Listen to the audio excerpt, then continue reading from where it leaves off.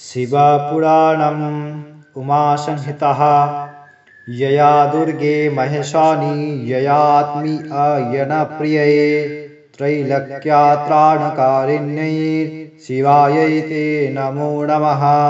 नमः मुक्तिप्रदायिन्यै परास्मायै नमो नमः।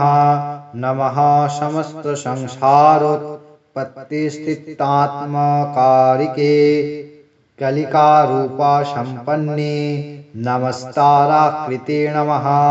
छिन्नामस्तास्वरूपायै श्रीविद्यायै नमस्तुते।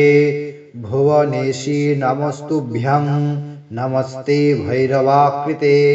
नमस्तु बगलामुखे धूमावत्यै नमो नमः। नमस्त्रिपुरसुन्दर्यै मातङ्ग्यै ते नमो नमः। अजितायै नमस्तुभ्यं विजयायै नमो नमः।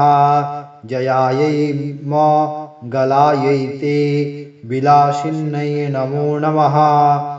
दोन्ध्रीरूपे नमस्तुभ्यं नमो घोराकृते हस्तुते।